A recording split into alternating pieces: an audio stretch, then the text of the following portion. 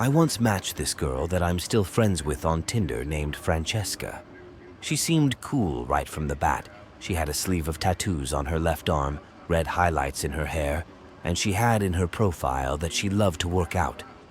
One of her pictures was taken on the rooftop of this cool-looking building. With a sick view, I asked her where it was, and she told me it was some abandoned hospital on the edge of town that's super cool to explore at night and super easy to get into.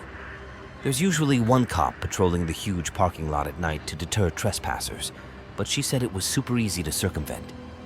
She came up with the idea of us going there together as our first date of sorts. If you want to use the word date, I was totally on board with it. She seemed cool, and it seemed like a cool, different kind of way to meet someone as opposed to the usual, let's get drinks. I picked her up from her house 10 minutes away, then we drove the 20 minutes to get to the hospital. Those 20 minutes gave us a nice chance to get to know each other a bit and get comfortable with each other's personalities for a little. When we got to the hospital, she told me to park on this dead-end street hidden by a bunch of tall bushes, which was a 5-minute walk to the inside of the hospital.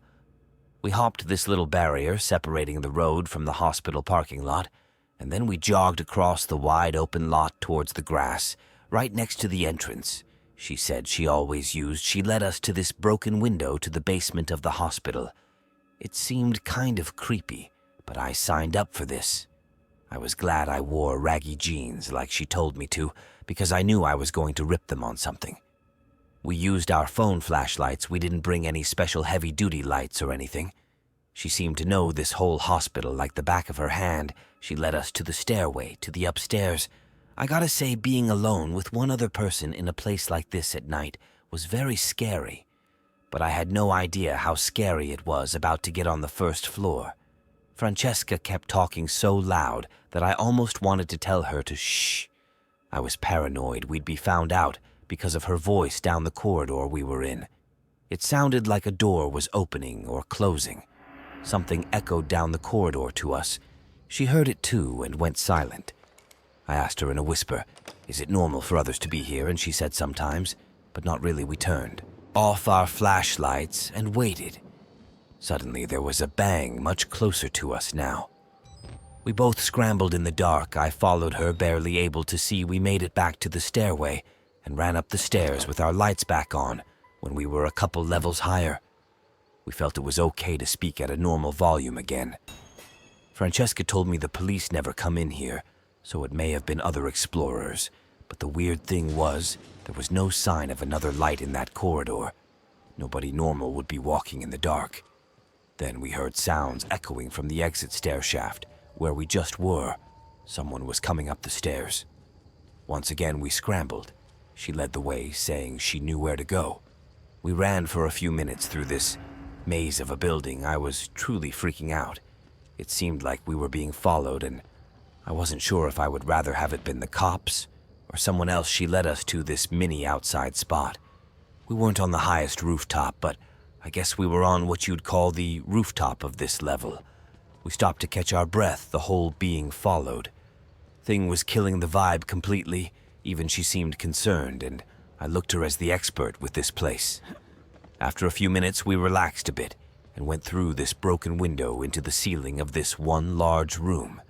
This part was scary because she wanted to walk along these long, narrow wooden planks with a 10-foot drop below us. A fall from this height would cause injury, but I didn't want to seem like I followed her across the sketchy, long wooden board until we got to the top of this pillar where one board stopped and another one started. We sat on this pillar to just chill and talk with our legs dangling over the edge, overlooking the darkness below. It was creepy in there, and I thought we were all alone until there was a sound from below us. It sounded like someone walking. Our presence was already made known to whoever was in there. So we turned on our flashlights and aimed them down below and right below us, standing at the pillar looking up at us. There was this 40-something-year-old man in a black Carhartt beanie wearing a black jacket and black sweatpants, smiled at us and said in this creepy, deep voice, "Come on down," as he was waving us to come down. I asked, "Are you police?" He disregarded my question as if he didn't hear me and repeated, "Come on down," with his creepy smile. Francesca and I got up scared and started walking back across. The narrow piece of wood I was even more scared of falling now than before. I had no idea what that man would do to us. As we were about halfway across, the man hurried out of the room below us through a door. He was most definitely going to try to catch us. We had to hurry. We made it across and tried to get out of there, knowing that man was dangerous as we were running down the stairs in the shaft on the opposite side of the hospital. We heard the door a few flights above us open and slam shut, and then footsteps stomping down the steps. He somehow had followed us. We were hauling ass as if we were running for our lives. We made it back to the first floor, and we ran back to the opposite side of the hospital where we entered from. We went back to the basement and climbed through the broken window. The whole process of climbing through that window was haunting because I went out second, and I was afraid my legs would be grabbed at any moment. But I think by that point we lost the man. We ran back across the parking lot back to my car, and when we made it, first thing we did was lock the doors and catch our breath again. That was a complete nightmare. And somehow us getting through it together created a sort of instant bond between us. We drove away from there and stopped at a Wendy's to get food and just collect our thoughts in the car. We chilled for an hour just talking, and then I dropped her off, Francesca, and I have stayed in contact through the years. And while we were romantically involved for a few months, we ended up just staying good friends. Neither of us ever returned to that hospital again.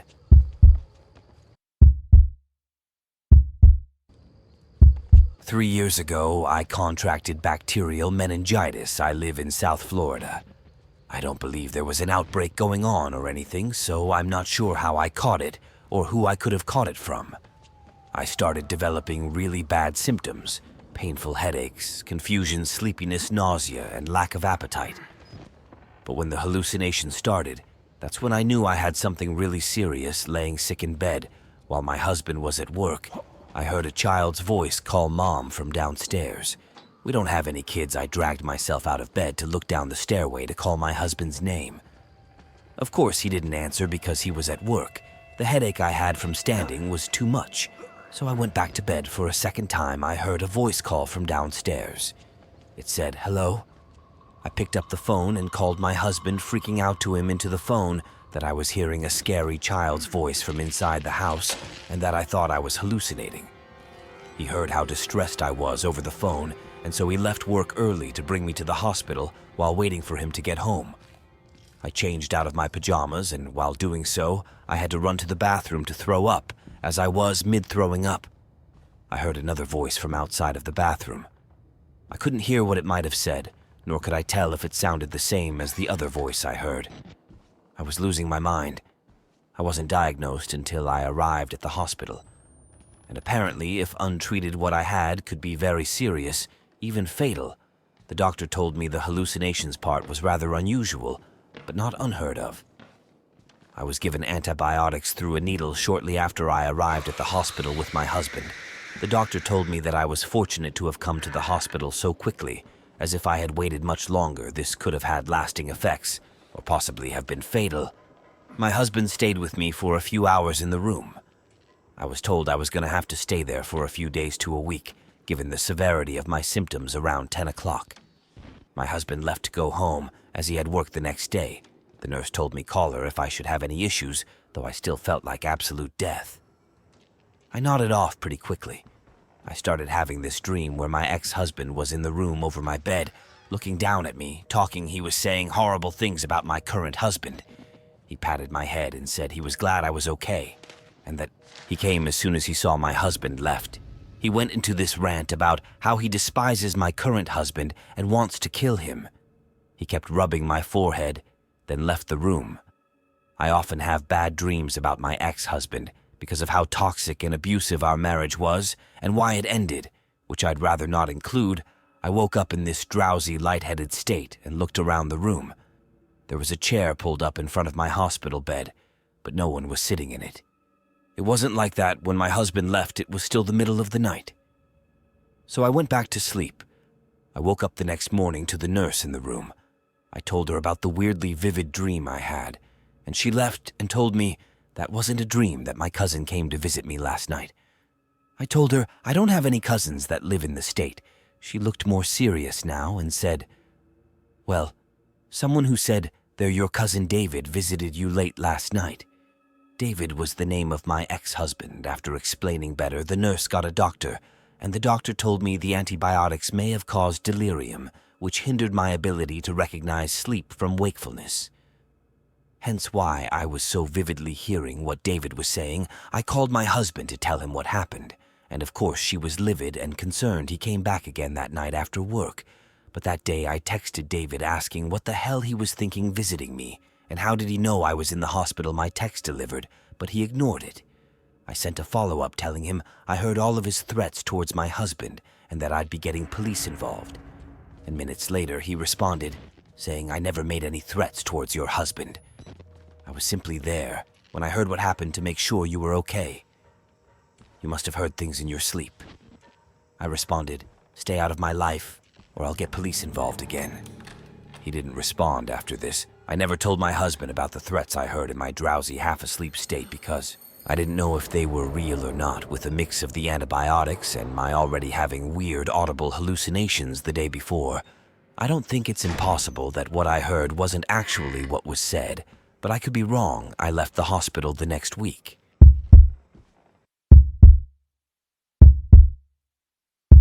I've worked as a nurse in multiple hospitals and facilities before the current hospital I work at.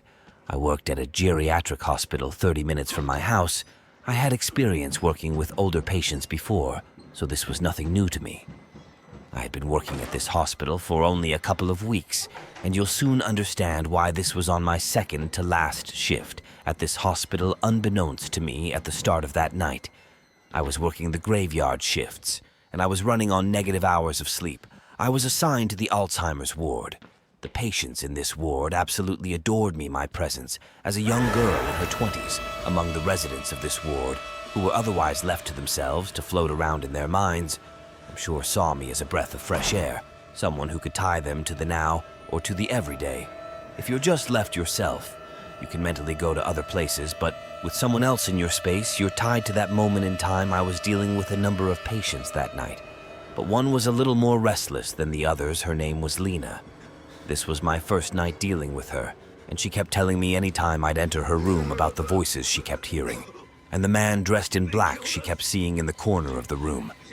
The other lady in her room requested her curtain be closed before my shift started so that Lena would leave her alone.